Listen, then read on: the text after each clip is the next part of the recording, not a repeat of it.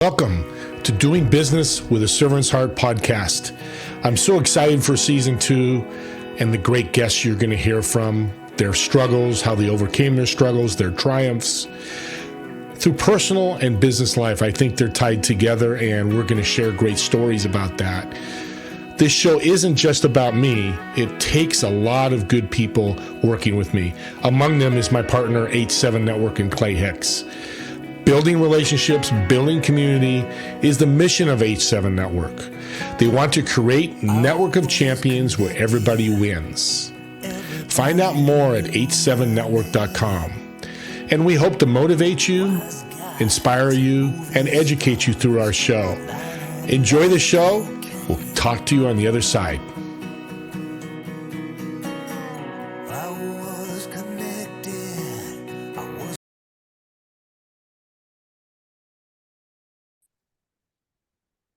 Welcome, everyone, to Doing Business with a Servant's Heart.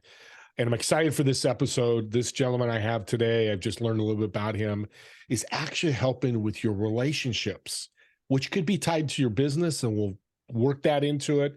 But we all know relationships are a big part of our life. Figs, welcome to the show. Thank you very much for having me on, Steve. It's a pleasure to be here with you. I want to ask, what started working with people in this Empathi platform that you started? What was your mission and reason? Yeah, well, I am from Ireland originally, and, it's a pretty common Irish story, right? My dad was an alcoholic. I mean, I say is an alcoholic. He's just not actively drinking, right? For, 40, 50 years. And so I grew up with heartbreak, betrayal, my, alcoholic dad, heartbroken mother. And so I just had a lot of, shame, sadness, anxiety as a kid. And I really longed for our family to feel together, as one happy family. And I wasn't to be as a child. And it was pretty clear to me. I tried other things, but what was always most important to me was to actually create that family as an adult, where obviously my position is different. I'm the husband, I'm the dad, and it wasn't that easy, right? Yeah. The way in which I was wounded from my childhood, I realized slowly, I wish faster, it was impacting my ability to make relationship work as an adult.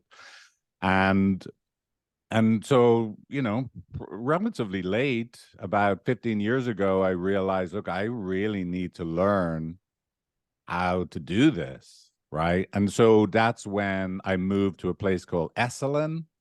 I used to be in financial services, and I packed it all in. And I moved to this place called OSullivan, which is known as the Harvard of the Human Potential Movement. It's in Big Sur, on the, beautiful, right, natural hot springs on the coast. And I just started dedicating myself to healing myself. And then after years and years and years with these people that are masters at being there for other people, I ventured into, I'll actually start being the facilitator of healing for other people.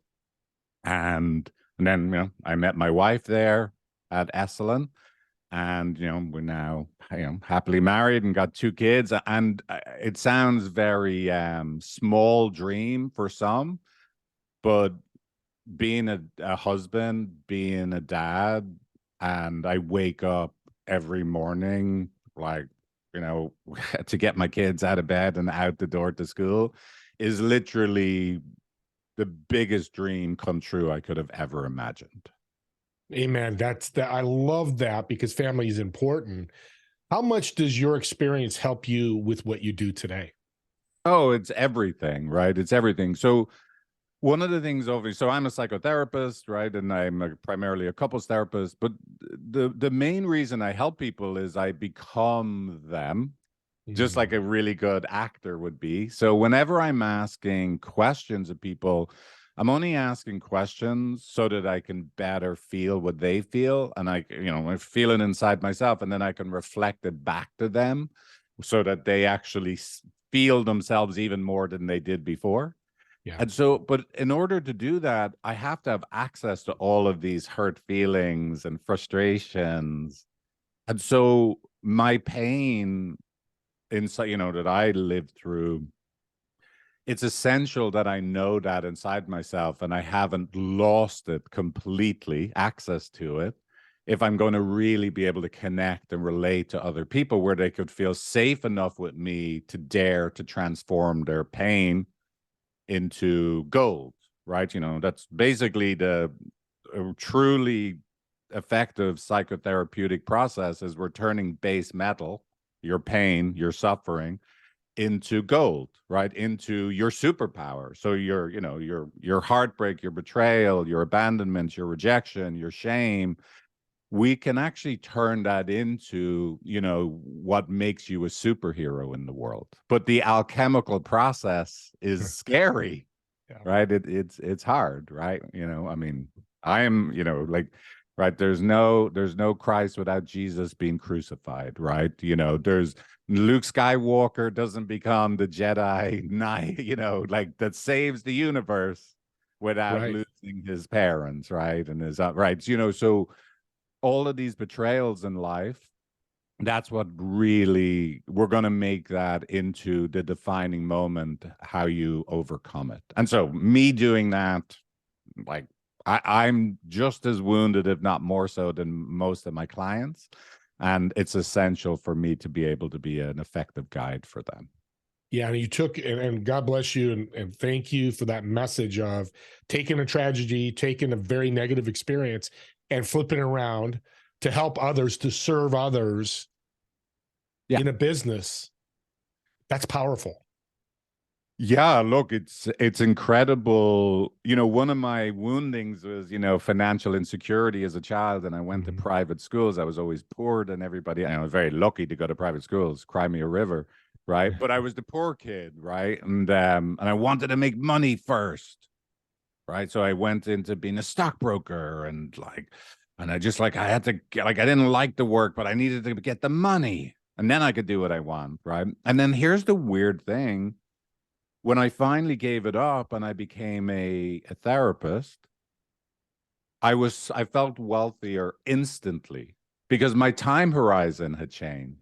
Now I'm doing this thing that I'm going to do this forever. Like, it's just amazing how it's just incredible how, like, out of sync I was when I was doing something I didn't want to do. So I often, it's interesting. I'm pretty, I don't want to say cynical, but the whole, if someone says to me, like, follow your bliss, find out what you love in the world and be it, and everything will work out. Like, I look at that person and go, hey, listen, we got to get a little practical here. But it turned out that really was true for me, right? Yeah. Everything actually worked out in business once I actually trusted, let me follow what my actual passion is. And now I have a vocation that I'm going to do in a small way or a big way. I'm never going to stop trying to help people have better relationships just because I love it. You took a leap of faith, but your finances weren't affected by that. Yeah, again, they were improved. And of course, Wow. and my relationship with my finances Mhm. improved, right? Because there was no longer a sprint. I'm in I don't even call it a marathon. I'm just in this fun run. Sometimes it's a sprint, sometimes it's a leisurely stroll. And yeah, look, abundance came to me, um even though it looked on the surface I was going from a much more lucrative career to a less financially rewarding career. But It always comes back. It yeah, always comes back one yeah, way or the other. And then not always money. And that's what you changed. right, exactly. The mindset. I'm not chasing the money. I've been there too. So I know what you're saying. Let's talk about what you do with your company. Will you get a Yeah. client coming in? And how does that work with a new client? Yeah, so we help people have better relationships, right? So typically someone reaches out to us, right?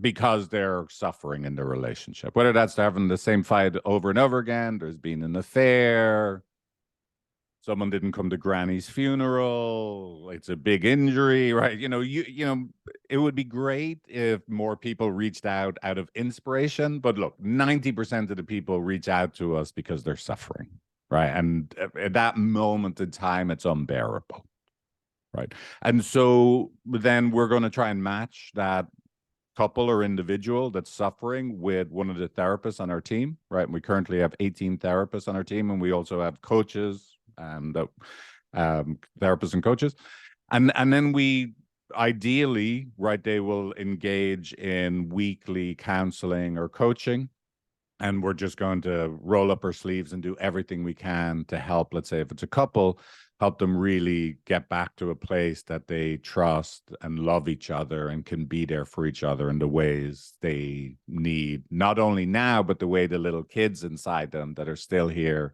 needed all those years ago. It's unique, but is there a time frame, or is it different to people where they're making that turnover switch to where they're feeling like you are, or is there different for everybody, that timeline? Well, it is different for everybody, but look, the work, ideally, part of why I love couples work is the whole point is not, the clients should not become dependent on me, the therapist. We want to help them be able to co-regulate each other, right? Like help each other's limbic systems, nervous systems feel safe. And so ideally we get to a place, what I call, we have a three-way fist bump moment where our work is done. And I jokingly say, like, I tell the clients, look, you're done, you don't need me anymore. And they say, no, look, we'll be here at this time, this is our slot next week. And I'm saying, I'm sorry, I'll lock the doors, you're not coming, you're done with me, right? And I want to get couples to graduation, right? So they know exactly what they need to do in the future when they get in difficult moments with each other, right? With individual clients, they keep coming, like, and again, I love my individual clients, but they could be with me for 10 years, right? Yeah. But in my ideal world, a couple will be done with me within 6 months or less. That's awesome. And I love the deadline. And it's not really a deadline, but a timeline like that. Because there are therapists out there that say, I don't know, we'll just do it when you get there. And this poor person is in therapy for they don't know how long, but you have a goal for them. Oh, yeah. Look, I know exactly what it is we should experience in the room that will basically mean that they'll go from disconnected, in negative system with each other to be able to, love each other and care for each other forever. I love the three-way fist bump. You just gave me a new phrase. Figs, I'm going to borrow that from you. Oh, of course. I'm glad. I'm excited to talk about your app. Let's jump into the app. I want to learn more about it.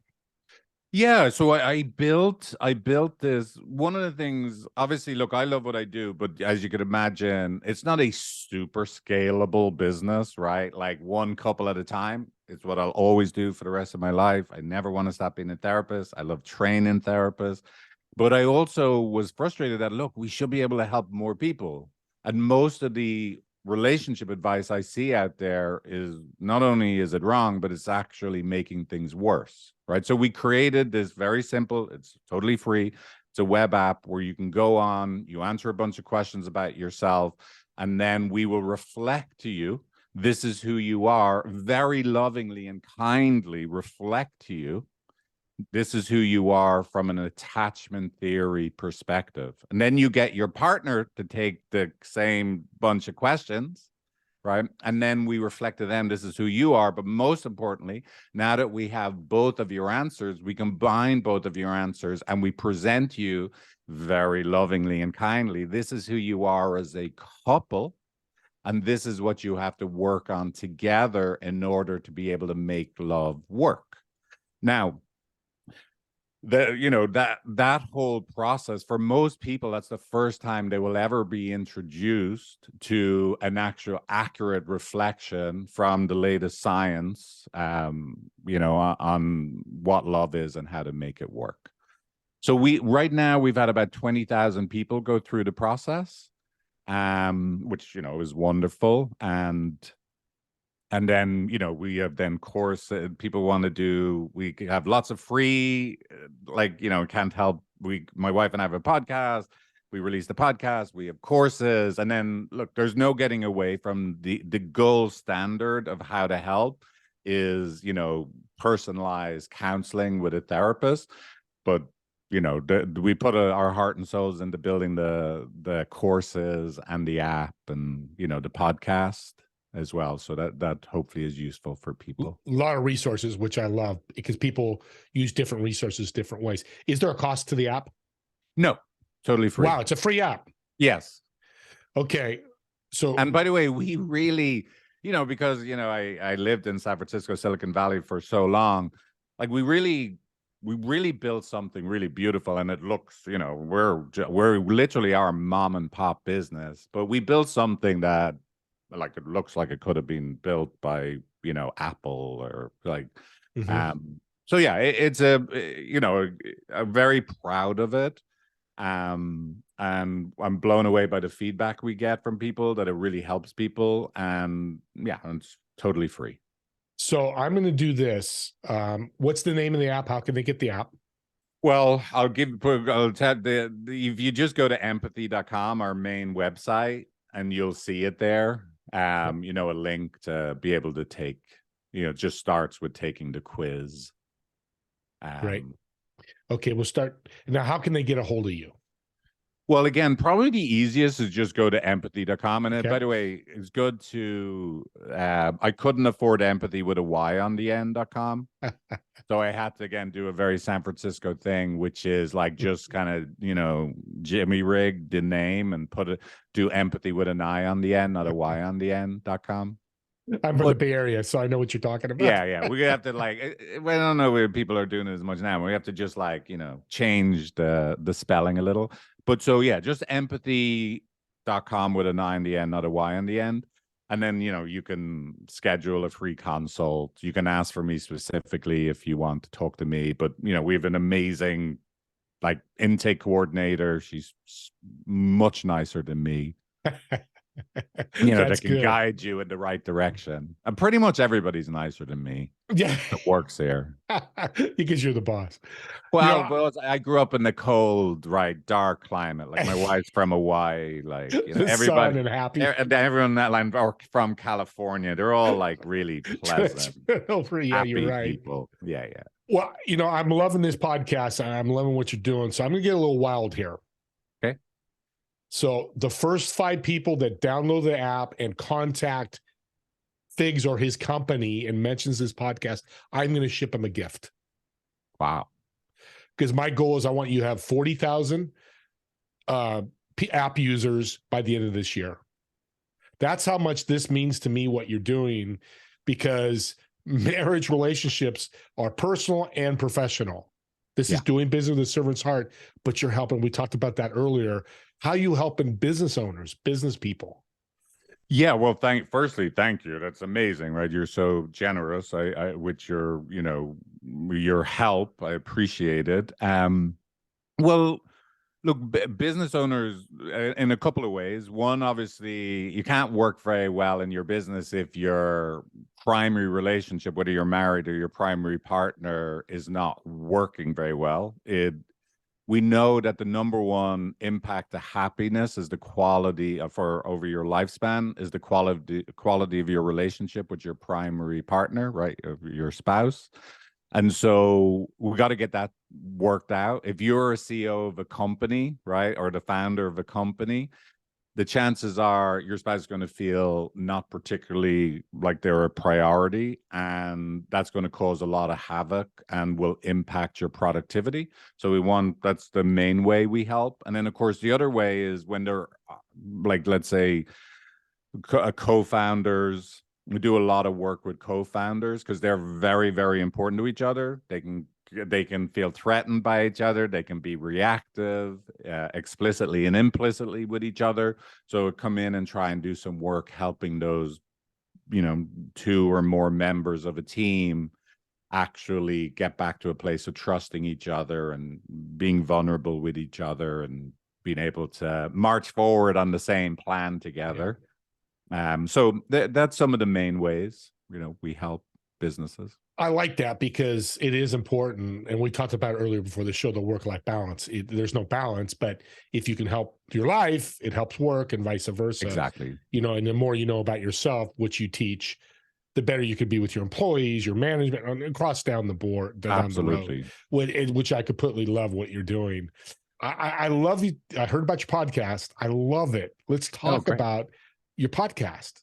Oh, thank you. Yes. So, yeah, my wife and I started a podcast. It's called Come Here to Me. So just come here to me podcast.com.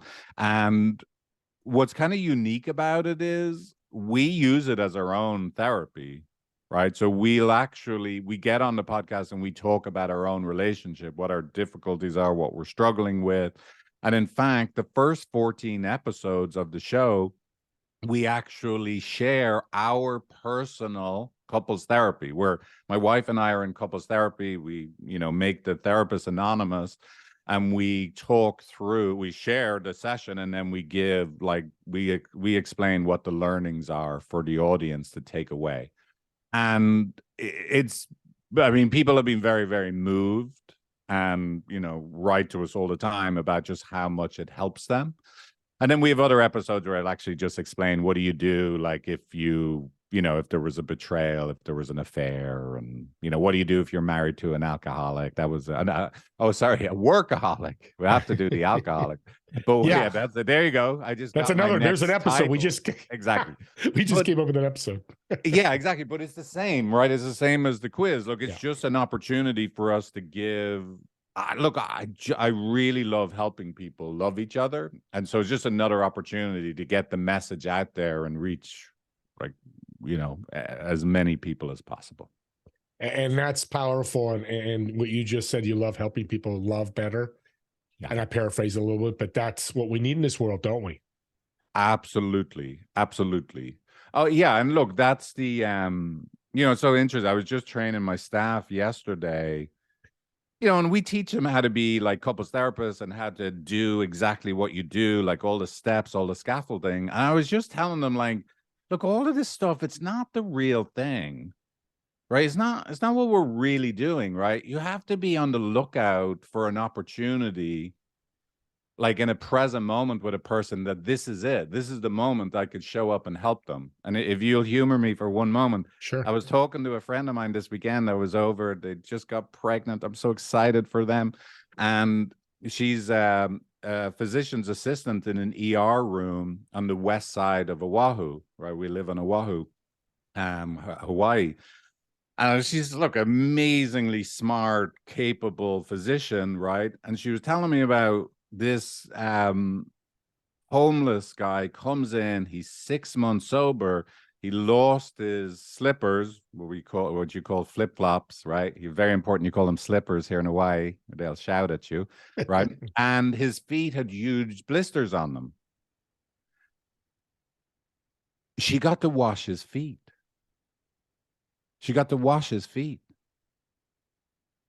Right? This isn't all like, she's gone through med school. She knows exactly what to do, how to make sure that he's okay. But wait a second, she got to spend 10 minutes with this person and wash his feet. That's it. People could spend their whole lives where they're going to have one or two of those moments that they go, this is it. This is it. I get to show up and be kind to this person in a way that is the most meaningful. Now, my job as a therapist, I learned how to help people, but I have these opportunities of moments where someone tells me something about what happened to them or what happened in a relationship, what happened when they were a kid. And I'm like, what a gift to me. I have a moment right now where for me, it's like, this is it. This is my opportunity to jump out of the trench and run into no man's land, my version of it. I may not be brave enough to do that, but I know when I have an opportunity to show up for someone and be kind and empathic, it's a gift to them, it's a gift to me. I love that. And I say death and taxes are 100% guarantee, so is serving. When you help somebody, it's always going to be positive. Maybe a lot, but you're always going to make somebody feel good. Right. That's the important thing, and that's what you do. Man, we could talk all day about this, but we're running out of time. I want to thank you for being on the show, and I want to let the listeners know, reach out to empathy.com and take the quiz. It's free. If he gives you one tip to help your relationship, this show is blessed. And I'm blessed to have Figs on the show, and I'm feeling I'm going to have you back. There's more we need to cover. With that being said, what piece of advice can you give my listeners that's helped you through this journey you've been on? Yeah, thank you, Steve. I would say the most important thing is to know that it's always a system. When you get in a relationship difficulty with another human being, it's always a system. Both of you are hurting. If you're hurting, the other person is hurting. If you have a negative thought or judgment on the other person, I can guarantee you they're going to be having negative thoughts and judgments about you. And so the only reason that's happening is you're important enough to each other to really care. And the hardest thing is always to get to a place that it's not a me or a you problem. This is an us problem. So that would probably be the most important first step to remember.